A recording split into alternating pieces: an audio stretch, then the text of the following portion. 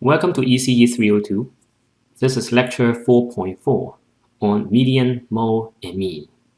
Three of the most important statistics that we use every day. What we're going to do today is to understand the meaning of these three quantities.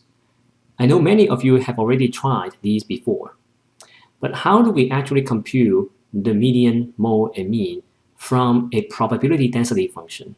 The ideal median, mode, and mean, not the empirical statistics.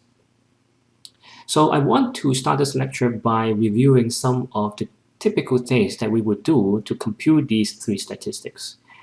And then for each of those, I'm going to go into details on how do we derive these for probability density functions. So let's start by looking at the median. Suppose we have a sequence of numbers given as follows. We have indexes 1 through 100. The numbers for these indexes are given as follows. And we want to find the median of the sequence of numbers. How do we do that? First of all, we all know that we want to sort the sequence. By sorting, I mean that I'm going to arrange the order of the sequence from big to small or from small to big. And then I'm going to pick the one that is in the middle. Okay, so for example, in this sequence, I want to sort it according to an ascending order. That means I want to start by looking at the smallest one. So that could be 4.1 minus 4.1, and then I have minus 3.4, and so on. And then go all the way to the biggest one. In this case, it would be 3.1. And so this is a sequence that is already ordered. And then I go into the middle, and then I find the middle one. I call this as the median. Okay, so this is a very, very simple thing that I guess many of you have already done it before. Now, the question that we ask in this course is, suppose we are not just looking at the sequence of numbers, but we are given a probability density function or the probability mass function. Those are the ideal histograms of a random variable. In this case, how do we compute the median? So here is the computation of the median from probability mass function and probability density function. Okay, so the idea is as follows. You first of all, you draw the probability density function or the probability mass function. And then you start to compute the area under the curve until you have 50% of the area that is on the left and 50% that is on the right. Okay, so now what is the median? The median would be the point which is at the middle of these two halves. So why is this the median? Well, this is the median because on this x-axis, this is all the possible states. And then if you go from the left to the middle, what you are actually doing is that you are starting from the smallest number. Okay, this is the smallest number. And then you count how many of those will have happened.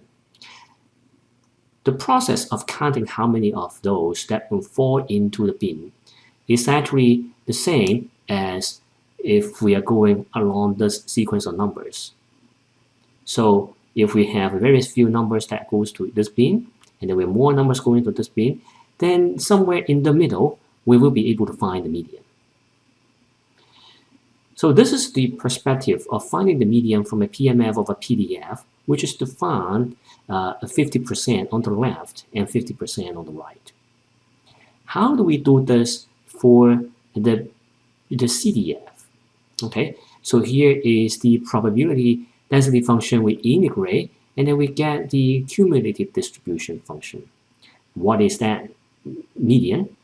Well, it turns out that the median is where you hit 0.5 at your CDF value. Why is this the case? Now, recall that the CDF is actually the area under the curve of the PDF. So as you try to integrate, you are going up along this curve.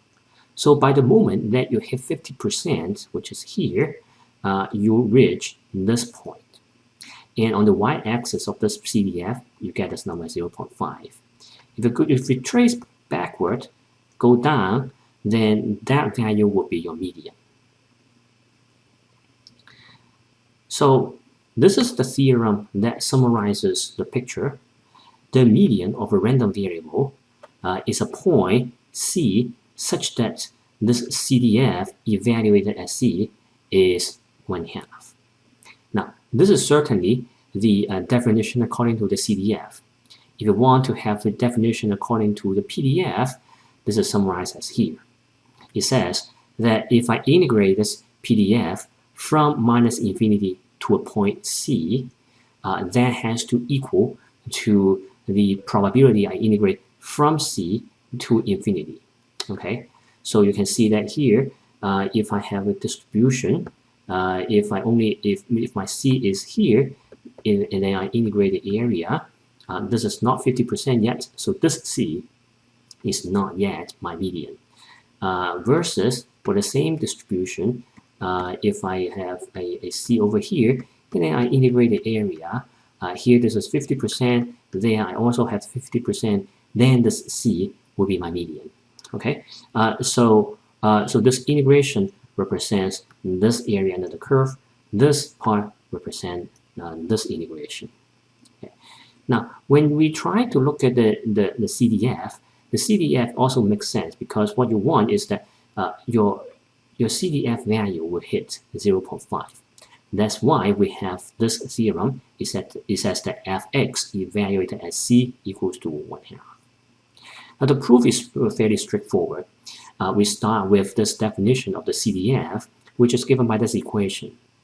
And then the CDF evaluated as C is just the integration of this PDF going from -infinity to C, and that has to equal to the other side of the integration.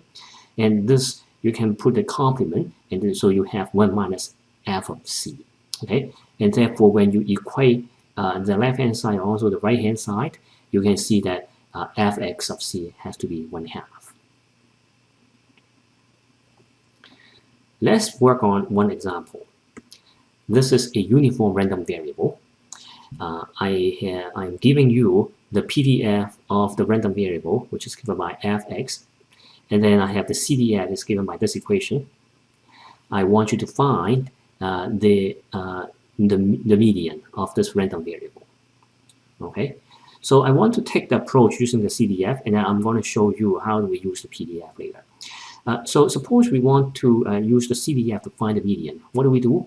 Well, we have the CDF equals to 1/2, right? Why? Because we have this CDF. CDF follows this equation, so it will be 0 all the way, and then you have a straight line, and then you have this. Okay, so that is the shape of this CDF. How do I get to this CDF?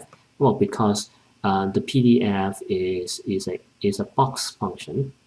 Okay, and so now the more I integrate, I will just go linearly up along this line until I hit B. Then I will reach a plateau of 1. Okay, so what do we have here? We want this area to be 1/2, this area to be 1/2. Equivalently, we will have this number to be 1/2. So you have f of C equals to 1/2. We just need to find out what this C is. So you plug this number in. You have C minus A divided by B minus A. This is just fx evaluated as C because this is your fx. You put C here, then you will have C minus A divided by B minus A. You equate this to 1/2, okay? And then you move around the equations. Then you can show that 2 times C minus A, that will equal to B minus A. You move around, you will show that C equals to A plus B divided by 2. Now this is a very interesting result. It says that the median is also the mean, right? Why is it the mean? The mean, it is the mean because if this is the PDF, you integrate all the values, then you can show that the mean is indeed at the midpoint. Okay, because this is uniform, it is equally probable for every samples. The mean is also the same as the median. Now we can do the same exercises using the probability density function. In this case, we just need to integrate from A to a point C, and then we have 1 over b minus a d dt. T is a dummy variable. We set this equal to the integration from C all the way to B, and then 1 minus b minus a, and then dt. This will represent this area, and this integral will represent that area. They have to equal, and so you calculate these two integrals, and then you can show that eventually these two would give you b plus a divided by 2. Okay, so this is the first example about finding the median using both the PDF and also the CDF. Now you may wonder what is the difference between finding the median using a PDF, CDF versus just going to Excel spreadsheet and click a button. The difference is that this is the ideal median, or what we call the statistical median. What you do in the Excel spreadsheet, that is the empirical median. One comes from the random variable. That would be the limiting median when you have infinitely many samples. The other one is an empirical. The empirical has a finite number of samples, and so the empirical will approach to the ideal when the number of samples grows. Let me work on a little bit more difficult example. This is the exponential random variable, where the PDF is given by this equation, and then the CDF is given by that equation. We have already seen these two equations in the previous lecture.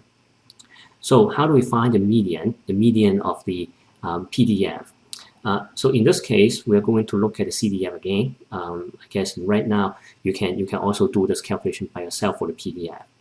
For the CDF, you want this fx of c equals to 1/2. So what is the CDF? This is 1 minus e minus lambda times c.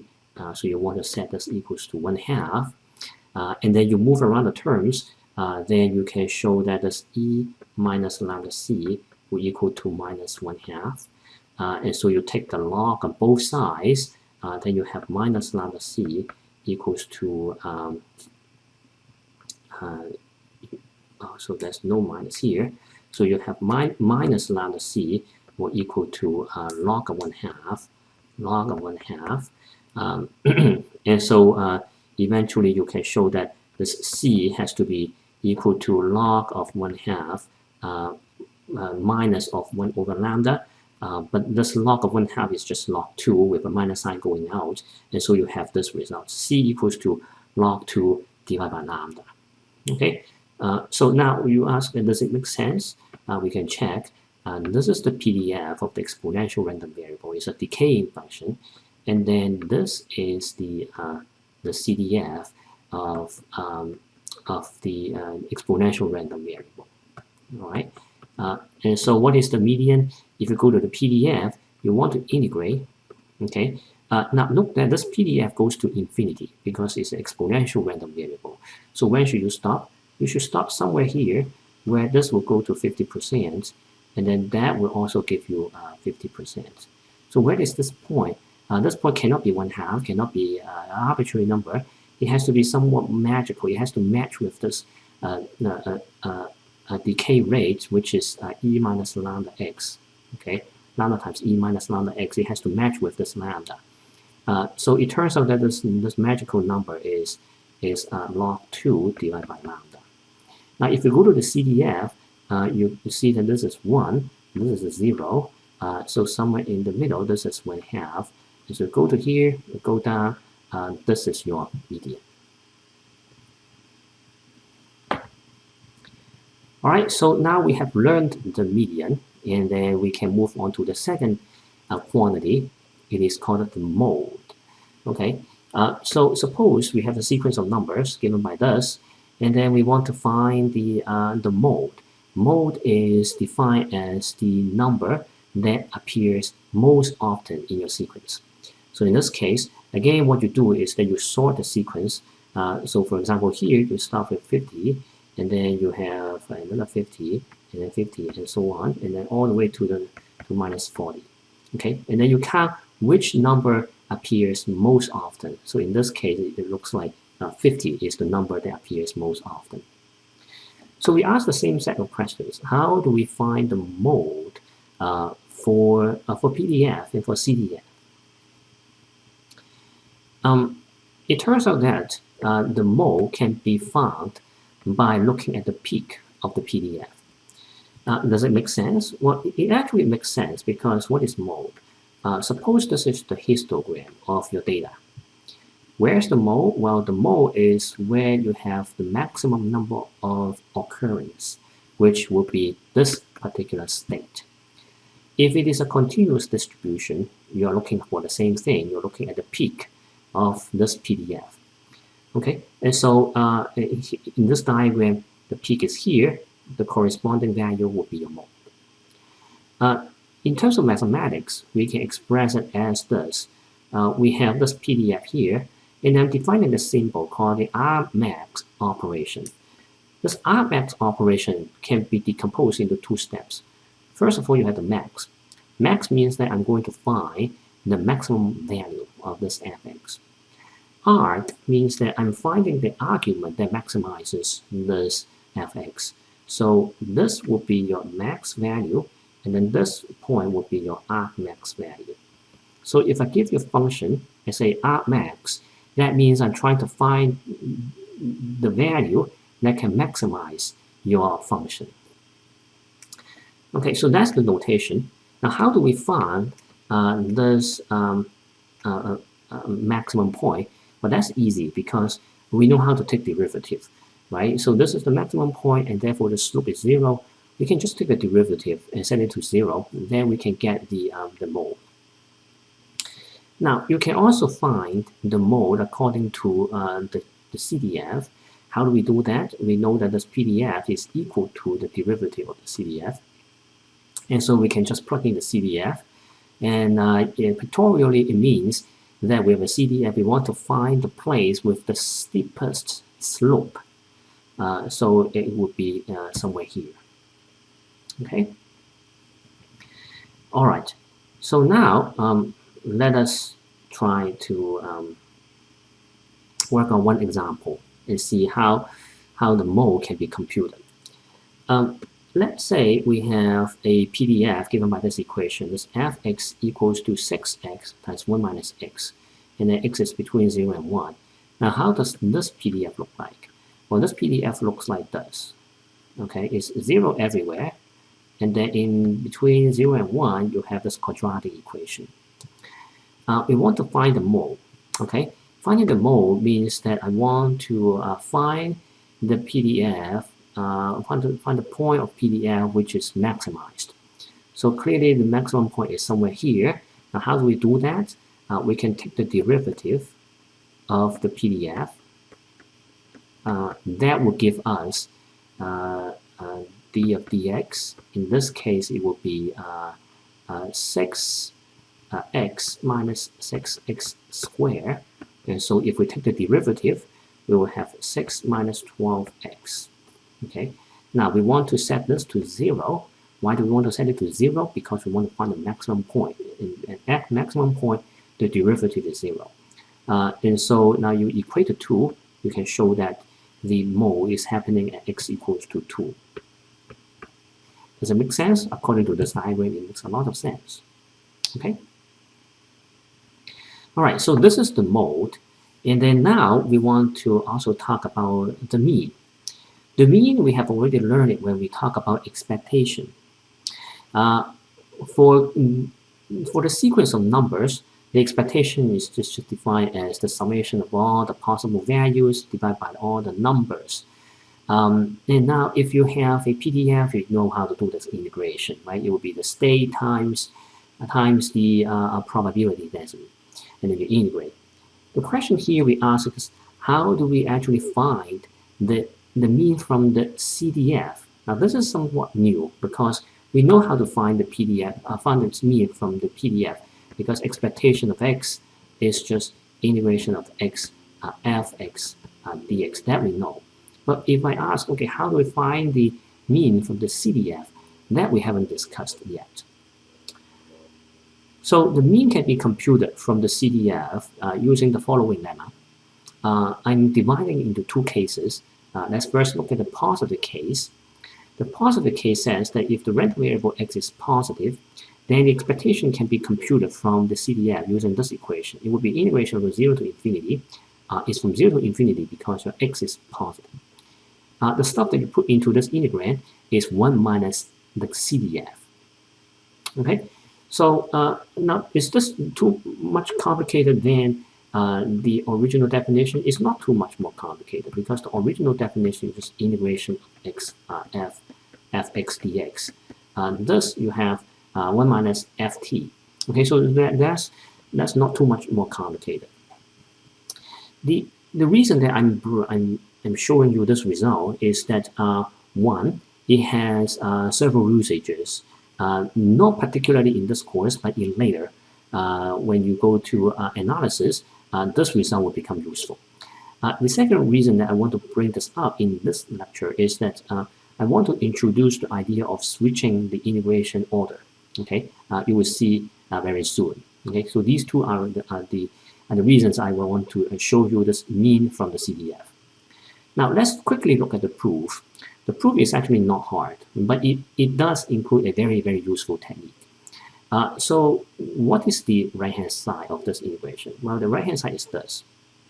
Okay, and I want to go all the way to the left-hand side, which is the expectation of x. How do I do that? Well, I know that this is the CDF, and so it is the probability that x is less than t.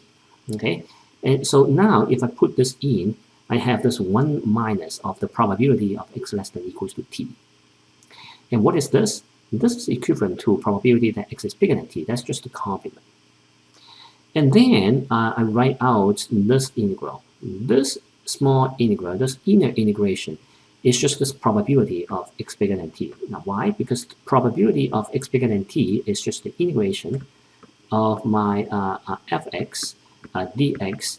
X will go from t to infinity. That is this probability. Okay, so I write it down.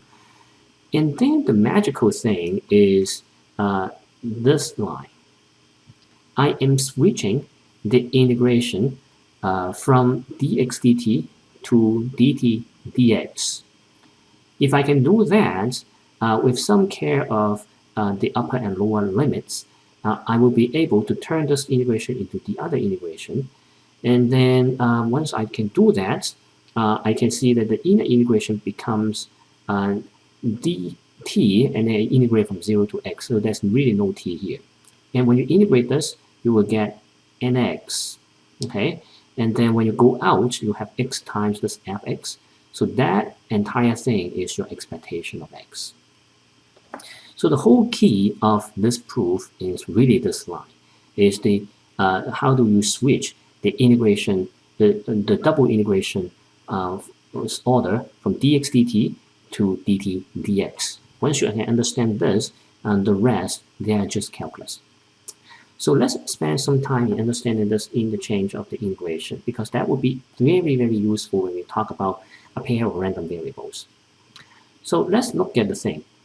Here we start with this integration, which is the integration dt go to infinity, and then we have fx dx dt, and then outside it will be from 0 to infinity. So that is the integration. This integration can be seen in this diagram. You have this inner integration of something, and then you have dx and then dt from t to infinity. What does it mean? Well, you look at this diagram here. The inner integration goes with x. The x is here. X will go from where? It goes from t. T is this line. Okay, so this is x equals to t. It has a slope of 1. You go from this point, which is t, all the way to infinity. That is the horizontal integration because we're integrating with respect to x. Okay, so these are all the possible lines. Now, what is the meaning of each line? The line means a particular value of t. This means that I have T1, this is T2, this is T3, T4, and so on. For every value of T, I have one line. The line will start with this T, and it will end on infinity. So we have many of these lines. And then the outer integration is going from 0 all the way to infinity. That will take care of all the possible horizontal lines. Okay, so the inner integration takes care of one line, and then the outer integration takes care of the number of lines.